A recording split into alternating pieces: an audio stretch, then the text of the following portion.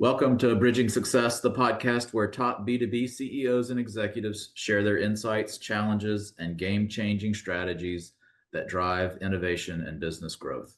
I'm your host, Bo Jakins, founder and CEO of BridgeNet Technology Consultants. Each episode, we spotlight visionary leaders shaping the future, diving into critical decisions, leadership philosophies, and breakthrough moments that have propelled them to success.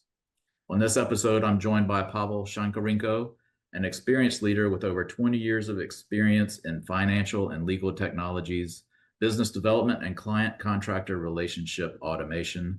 Pavel is the co-founder and CEO of Mellow. Pavel, welcome to the show. Thank you. Nice to meet you. So let's just start off. Tell us a little bit about how Mellow came to be and how you got to where you are today. We started our business 10 years ago. I think we were maybe one of the first contractor of record system in the world. We started in 2014 in Europe, and we concentrate our attention in European market first, eastern and western part of the Europe, and we help companies to manage their freelance forces and work like an intermediary that allows us to automate document flow, all the paperwork, payment processing, and tax reporting in many countries. That's really important for the companies who focused on the freelance forces in their core activities. Started out as solar staff in Yeah, 2014 yeah. and then switched to Mellow. Yeah, we switched to Mellow after the war between Russia and Ukraine happens. So we divided our businesses into separate business units, and now that's two different types of businesses. Mellow works worldwide, and Solar Stuff focused on CIS countries only. Understood. Got it. So how many countries is Mellow in? How far across the globe do y'all span today? We cover more than 100 countries. I'm not counted because that depends on the demand all the times. Sure. Let's talk about automation and integration for a minute. How does Mellow deploy automation and integration techniques across systems to help empower employees, empower their clients, or maybe both? We have we developed our own systems to automate some paperwork, some document flows, and even some kind of user journeys. But we also use the third party services a lot. So when we facing with some kind of new issues or new demand, first of all, what we are doing, we start to search the ready to use solutions to be integrated in our system. So nowadays, when we, for example, receive the new, not even restrictions, but some strong KYC requirements, we integrate with a lot of KYC and KYB providers in many countries to do not try to cover all that KYC proposes by our in-house solutions.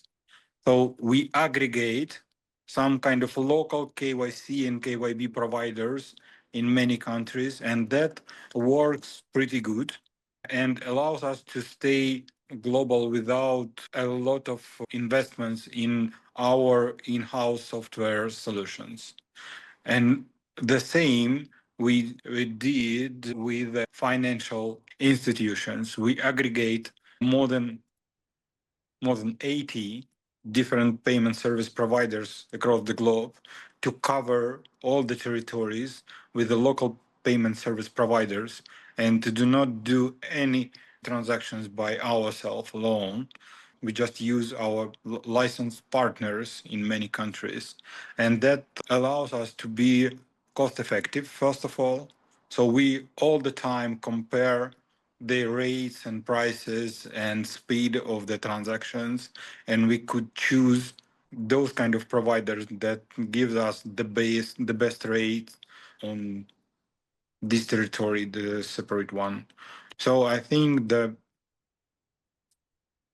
our way of doing automation is focused on our core activity and build our system that covers the the core journey map of our users and all other stuff.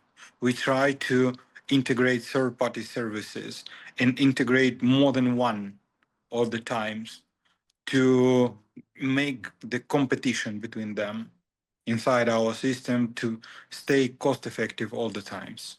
How many different payment systems did you say? Maybe 80. Oh, that's incredible. And y'all are looking at exchange rates, speed, yeah, Yeah. and compete with all those other Covered systems. territories, methods of payouts, currencies, exchange rates, etc. You mentioned two acronyms that I'm not familiar with, KYC and KYB. What are those two acronyms? Know your customer and know your business. Gotcha. Yeah, that's almost the same. But if we will talk about know your customer's procedure, that always about the personality. And when we talk about the KYB, it's about the corporate documents. So some kind of checks related to the clarifying of the corporate structure, beneficial owners, and etc. etc. Gotcha. I'm on the same page now. One of your biggest challenges you mentioned was managing compliance across a global expansion. How does technology help Mellow manage different labor laws and regulations at scale? Our partners helps us a lot with that. So we do not try to cover all the procedures in all the countries by ourselves. We just raise our infrastructure and partnership agreements with the local service providers in the territories we operate. That that really suitable for us because if we will start to build our own infrastructure in every country, that will cost a fortune for us. Tough. Yeah, tough. So, from a contractor experience, how does tech make their experience feel just as supportive, maybe as that of if they were a full-time employee? How do you engage your techs using how do you engage your contractors using tech? I think that that difference between full-time employees and contractors now after the COVID has been changed because a lot of companies start to have their remote ready infrastructure and we can see how companies use the hybrid workforces when their in-house employees works together with the part-timers, contingent workers, freelancers, project-based workers, gigs, etc. And in that case, technologies like video conferences, messaging systems, task tracking systems, contractor of record like Mellow, etc., that they helps companies to manage the freelancers and they help freelancers to create all the necessary documents, invoices, payments, receive all the tasks, clarify what should be done, and that could be really the same with a distance, not the same but similar.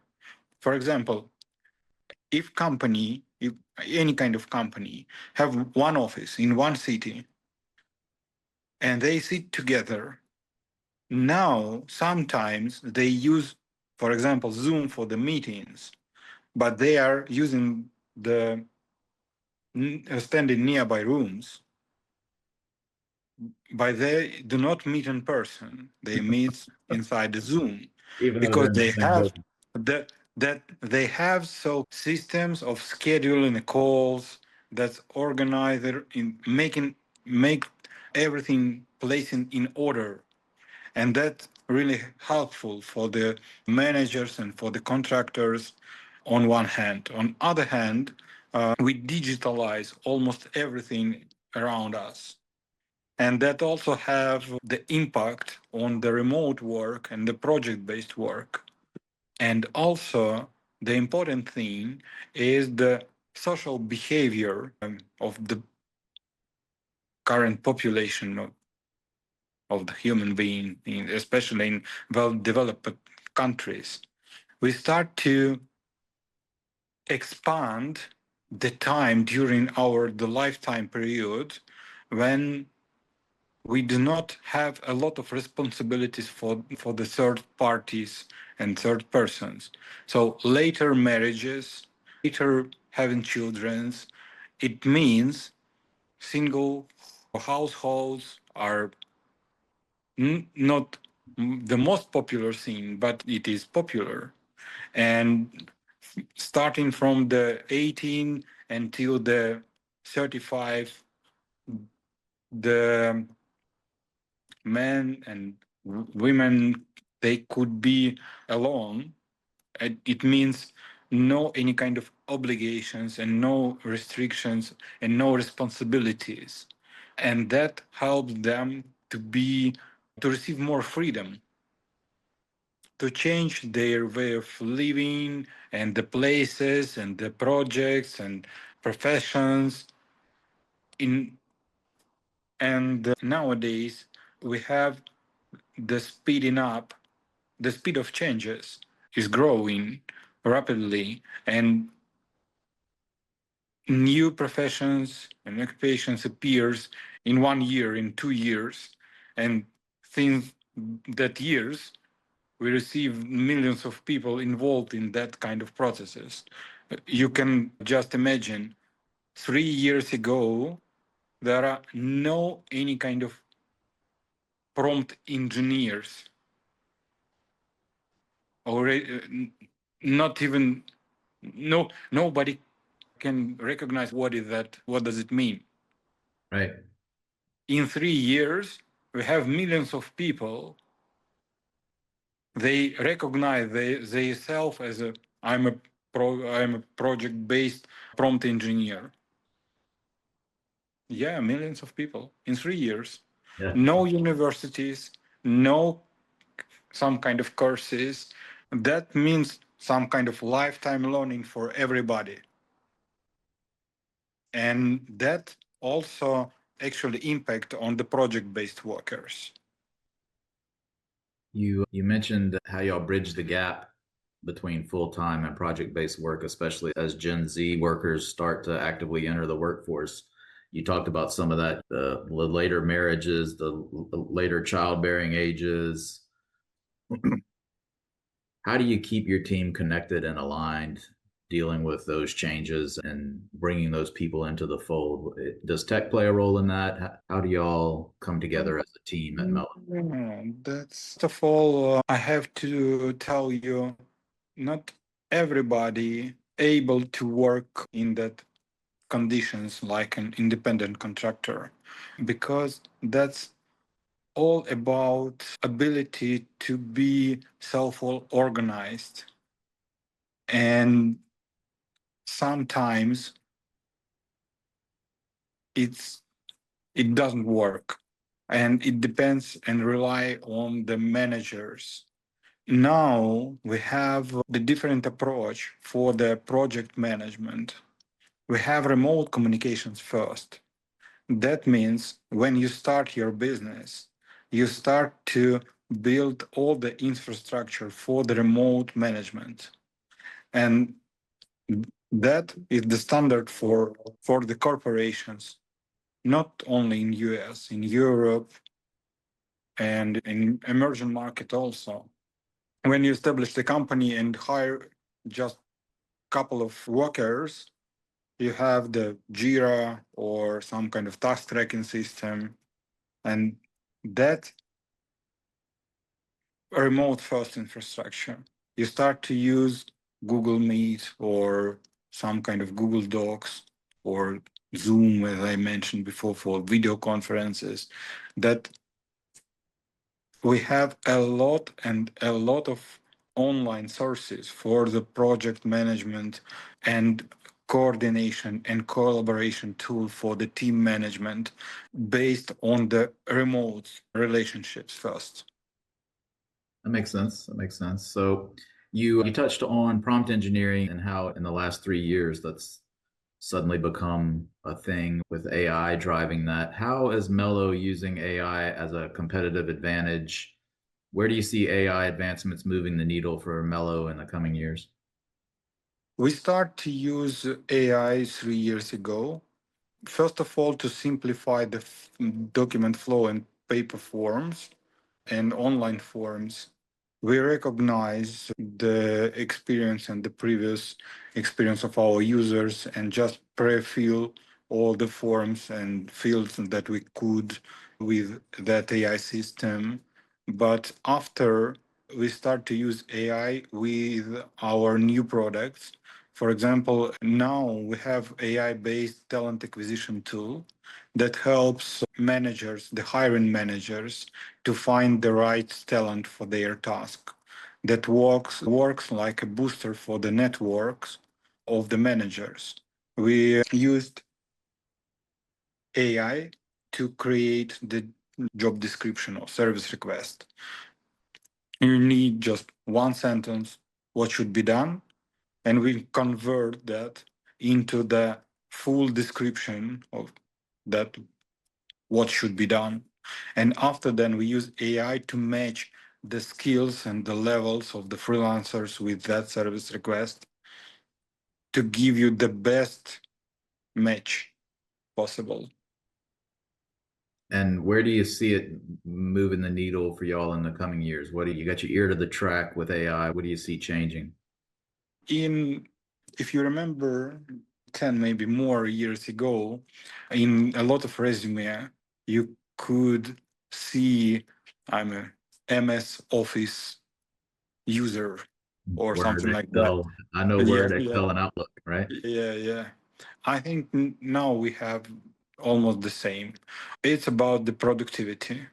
AI tools, they are unable to replace the humans, but they could increase dramatically their productivity.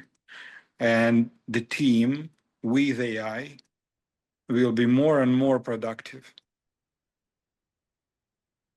You have to come across a bunch of freelancers in your line of work. What's one tip that you would give a listener in our audience who may be a freelancer out there looking for work?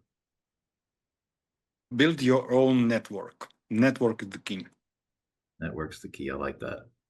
Anything that we didn't talk about today that you want to cover, or one key takeaway you hope that people remember from this conversation today? I don't know. I think I answer your questions. You ask, I'm answering. Great. So how can our listeners that want to learn more about Mellow, how do they find you? How do they stay updated on the latest developments? We have all the news in our mellow.io website. That's the best thing that they could do. Just the www.mellow.io. .io. Yeah. All right, Pavel, I really appreciate your time today. Thanks for coming on the show. I enjoyed speaking with you. Thank you. Thank you.